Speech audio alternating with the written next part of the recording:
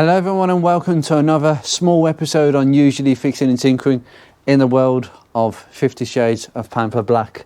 Yes, this car is going to be hopefully back on the driveway in the near future, and I need to get on with a few long-term jobs, but there's one job that isn't long-term. It's a short-term job, and it was staring me in the face not long ago when I fitted the rear plastic arch liners and had a bit of tidy up at the back so I could see what was what. And do you know what? The majority of the paint that I used for the rear suspension and subframe is holding out. There's just some scabby edges that you would expect after a few years. But there was one component that really stood out a mile that needs to be replaced, and it is this. Oh dear me, here we go. Oh dear. Yes, as you can probably see, the rubber on the anti-roll bar drop link bushes, yes, they've seen better days. In fact, that side's cracked, and I know that that side's cracked. They may not look like the worst in the world, but they're going to have to be replaced. And actually, this is where I'm going to make a point here about suspension parts. Aftermarket parts can vary quite a lot, but there's one brand that I've never had a problem with, and that's Lemforder, if I've pronounced that correctly. That's how it's spelled. That name is a brilliant brand of suspension components, and I have been waiting to replace these for some time, because these were replaced by my garage, I believe, when they did the arms and springs on this. I didn't do that on mine. I actually changed a few things. Thought my mic was off, but I didn't change everything. I changed most of the suspension, but the garage did the hard job for me. Now, I have done this suspension job on somebody else's Focus many years ago, which is why I know cutting out the bolts, pushing them out, it's a horrible job changing the arms and springs. To do the drop links, obviously, you've got to change the drop link bushes at the same time because you're taking them off anyway. And I remember giving the car to the garage to do this job, and even though I think the drop link bushes had been changed before because they'd already gone, in fact, I changed them. Yes, I changed them, and then the garage said, oh, we discovered that the drop links you put on weren't very good. The little rod had bent, and that's true. That's how they go. So I must have put I think they were cheap. The ones that are cheap, in terms of drop link bushes, they are the easiest part on a Mark 1 rear suspension to change, and it'll literally take me 5 minutes. But for most of you, it might take about 10 to 15 if they're really rusty. And I remember snapping the rod that goes all the way between the bushes. I'll take it apart and I'll show you the old one. Now, currently, at the time of now, I don't have the new ones. I'm just going to take the old ones off, and then we'll cut later to this episode and I'll have the new ones ready to fit. But the old ones, they were in pretty poor condition when I changed them. They were the originals. They're about 17 years old, and then they lasted on the car for 2 years when the garage did the arms and springs and condemned the ones I put on. They looked fine to me, but they said the rod had bent, and to be fair, that rings true with what I've heard. The cheap aftermarket ones with that threaded rod, they do tend to bend under pressure, which is why I think, again, like most of the suspension, change the bushes for quality ones, Lemforder. The ones I bought that I'm going to show you later in this episode, they are about £20 per one each, okay? And you need two. Most drop link bushes you'll get on eBay from generic aftermarket suppliers, even Euro car parts, are around £25 for the pair.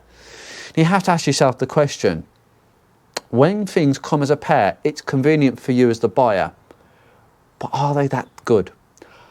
I tend to think Lemforder is really good for quality suspension parts, and they are, but not because of how they actually fit to the car and how good they are, but actually the fact that you refuse to sell things in pairs. They only sell things to customers in singles, and they're not cheap.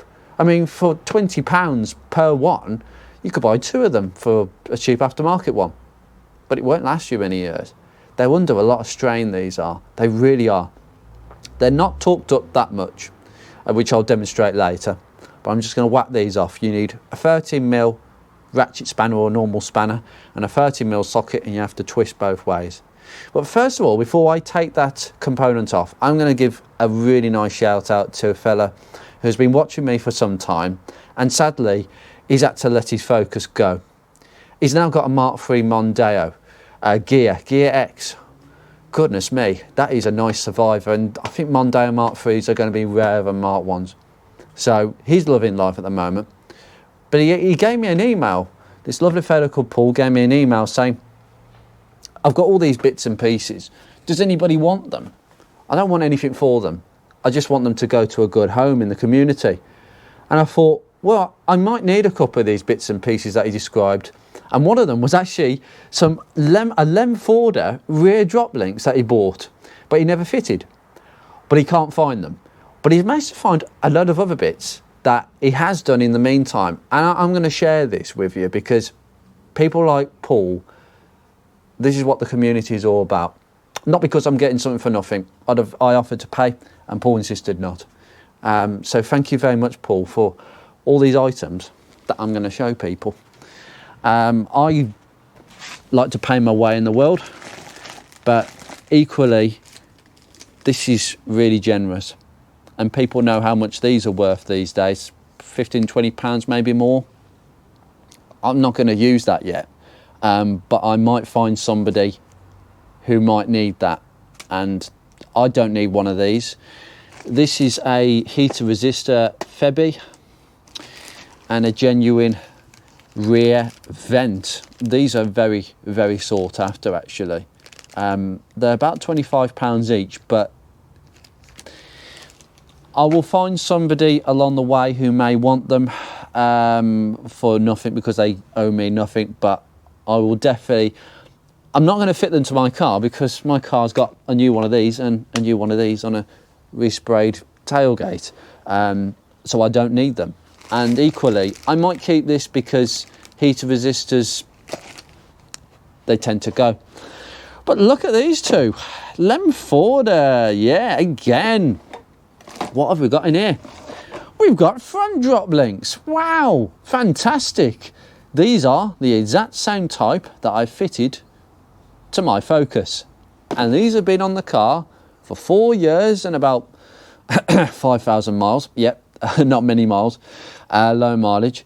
And there is no sign of cracking rubber and no stress fractures. This is the aluminium type. There's a couple of different types, but this is the one that Lem Forder sell. And the parts number is on the box. No, hold on. It's on this side, I think. Trying to get the label out the way now. That's your parts number. And that's your cross reference. Can you see that? Okay. Those are your parts numbers. Now I'm going to keep these because I was actually going to fit these to Nick's CL, but it turns out that Nick has managed to source his own drop links, or his garage have, doing a few other jobs on his Focus. So fair enough then in that respect. So I might keep these, I don't know. So I'll see how I fit. These might be fitted to Nick's car, it depends. I think he was referring to rear drop links, but I'll check which ones he's had fitted because I keep getting different messages. So there you go, I've got a couple of spares, they're going to go in my spares. Paul, thank you so much for these. And the cardboard box they came in is what I'm going to use to kneel down.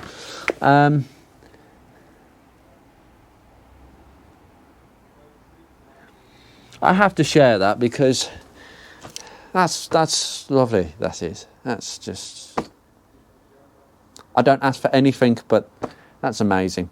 Right, thanks Paul, and this video is on you. Let's crack on with this job. Now, what is most likely going to happen? I mean, look at that, you can see the cracking, it's terrible. I don't know what manufacturer that this is, but whatever one it is, it's lasted 4 years and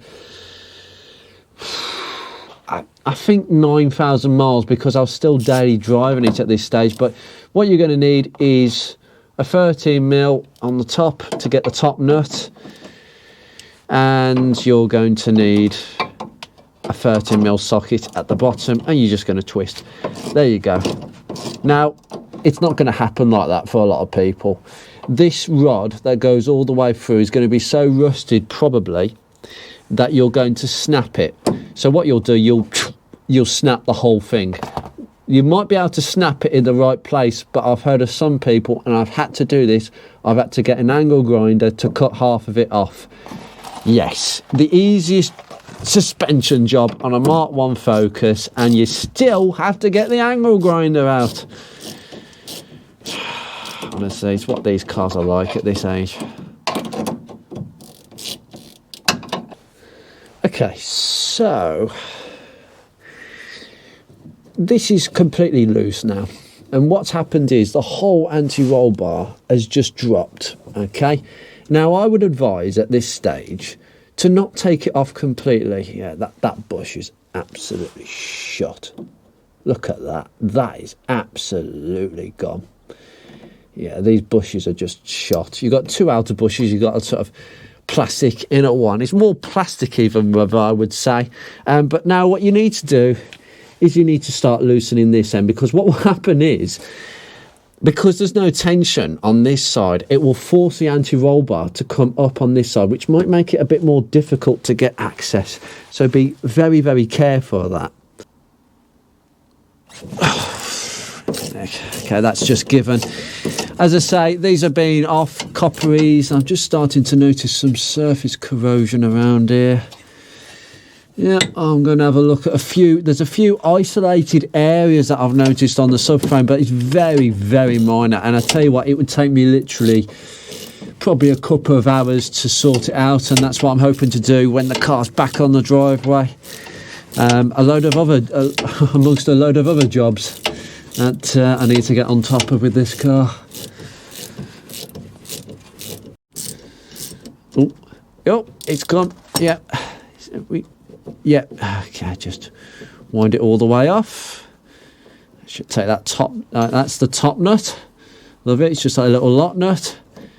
And the bush, yeah, that'll be coming off, and the whole thing can come out.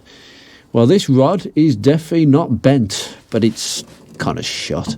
Now, what I need to do is just move the anti-roll bar to get this sort of middle bush out, and then we've literally got a lot of movement on that bar now. And now we just remove the other side. Just trying to loosen this one off. Oh, come on. Still wants to turn. Stay there a second. Come on. There we go. Just didn't want to come off. So, top nut, top bush. Yeah, that's completely shot, that is. Okay, take the rod out and move the bar. There we go, lovely. And we have a completely free anti-roll bar. See how much movement is in that. That's what your drop links do. They keep it nice and stiff. Lovely. Right. Bits and pieces everywhere, so I'm going to show you the old one. Okay, so I'll just put them in order. Okay, so that's your two drop links. Now,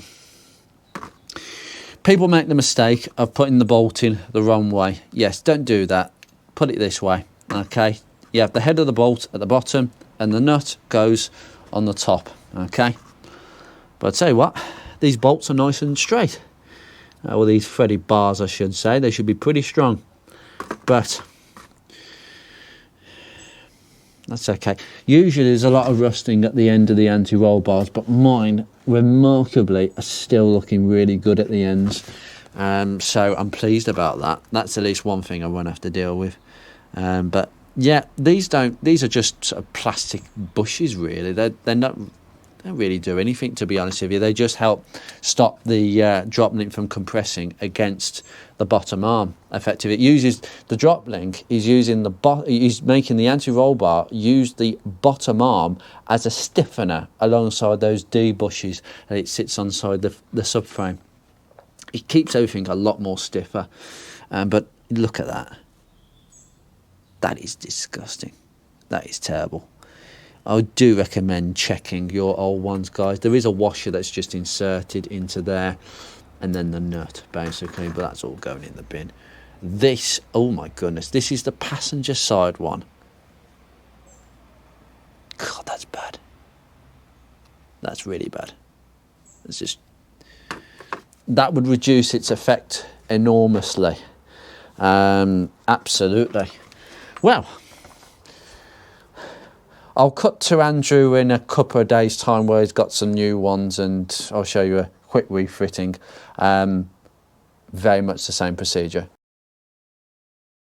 Whew, goodness me, that was quick.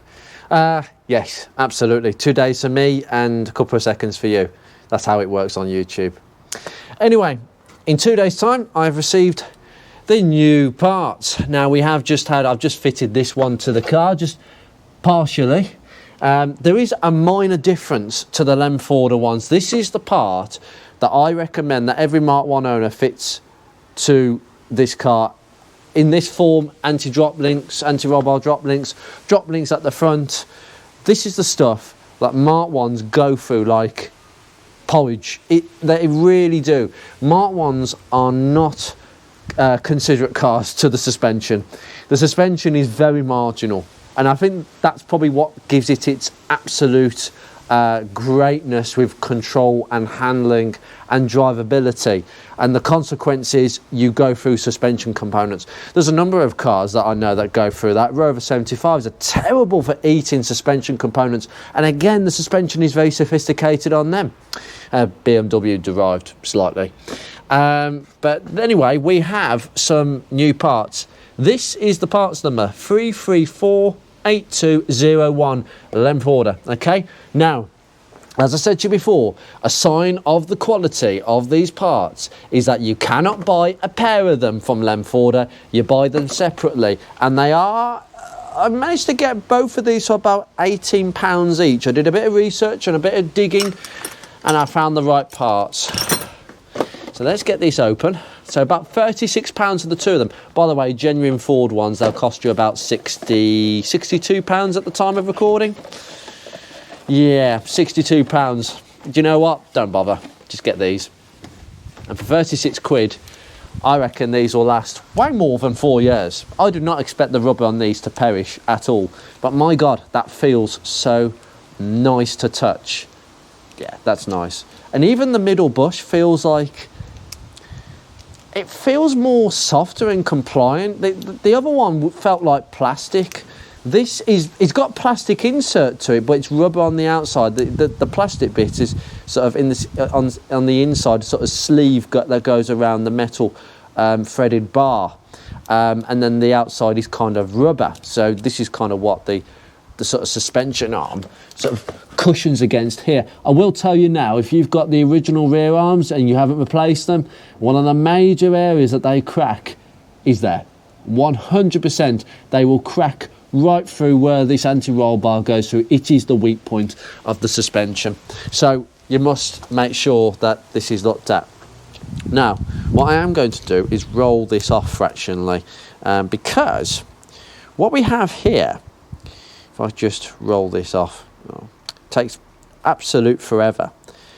But basically, there we go. It popped off, it pops. Now this locking nut is usually, as you saw on the old one, and a lot of the cheap aftermarket ones, they're separate, right? It's a separate locking nut. But this one is somehow like a captive, it's a captive nut. It won't come off. That nut, it will spin, but it's actually stuck to the metal part of this bush. That's interesting. So you can't use the nut. It's an actual captive nut. How fascinating. Probably a sign that this is just higher quality. Another sign. They feel rather subtle. I mean, even brand new cheap aftermarket ones will feel nice in the rubber department.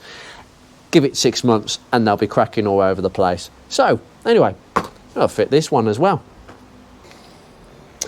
Now, fitment is the reversal, but you've got to fit this middle bush between this anti-roll bar and the suspension arm. If you can't squeeze it in, you might have to adjust that side. Now I've started putting in that side, but if you couldn't get that bush in, which I've just about got in line, you might have to wiggle it just to get it in the right place. We'll find out if the bar fits in a second, but you may have to slacken this side. This side is not tight, it's slack. Because if I did that up too much, it would pull this bar up and I wouldn't be able to fit the bush in. So really important top tip there. But we're literally just going to put that through, and it should. Ah, yeah, it's gone straight through. There you go. You know you got it right. And we'll put the top bush on. There we go. Tighten them both together, and what you should get to is a point where the locking nut will not tighten by hand. There we go. And we're going to have to do it. Ratchet spanner is ideal for the top nut. Just put the ratchet spanner on and you can hold it with the ratchet. There we go. Or you could just turn together. There we go. Now, I will tell you now, the torque setting for this is very minimal. It's 17 Newton meters, and guess what? As Nick would usually say, we don't bother with torque settings on this channel. We do, but we don't bother with the unimportant ones. Ideally, you should torque this up, but that would require you to hold a spanner and use the torque wrench properly, and you can't get a good torque setting doing it that way. So my rule of thumb is you just tighten it until it feels pretty tight. So what you have to do is you get to a point where, I'll just keep tightening this because I could go back to that in a bit. That feels pretty tight to me. What you'll feel is if you hold the top spanner here and just keep using this ratchet, it'll get to a point where it doesn't feel like you're going very far. Right, that's quite tight now, and I'm just going to pop round to this side and do the same. Just going to get that bush so it's sitting nice against the arm. Right, it's gone pretty firm on that side. So what we do is come back to this side. Oh yeah, that's loose. So what you might find is one side goes a bit loose because you've tightened one other side. But just keep tightening it. If you can still turn that nut quite easily, then it generally means that it's nowhere near what it should be on the torque setting. So again, tighten it more, and the bush will just squeeze in. The bush will just squeeze into the arm, and you might think, oh, is it bending the bloody rod? No, it isn't. It's just the bush is actually bending a little bit itself just to squeeze into the arm. There we go, that's done. It's quite tight. Now, what I'm going to do, this is the situation you're in now. Both these two are pretty tight, pretty sandwiched in. Now, 17 Newton meters. My experience will tell me I don't require a torque wrench because I know kind of what that feels like. It's absolutely nothing. It is not overly tight. If you want to, you can count the number of threads at the top up here. You can just, you can count the threads and then make sure it's equal on both sides. I've done that before. You could do that technique. But really, just do it by how it feels. And it should be quite firm, but not overly tight, okay? Because you can do it too much and this will be too tight and you end up, the rod will bend with the stress. If it's crushed together too much, you end up putting excessive stress on this part. So don't do it. Just tight, but not overly tight. You'll probably end up doing way more than 17 Newton meters because it's nothing. I would say 25 Newton meters is actually preferable personally on this. Just to have it a little bit more tighter than the factory would usually tell you, but not too much. And that is it. We just want to make sure that the bush is sitting there, and it's, as I say, look, you see this one? It's just crushed in a little bit. It's just, the bush is just pushed in a little bit and it's sitting nice and true with, again, a good amount of thread showing. And you know what? By looking at it, I think that side just needs a bit more tightening.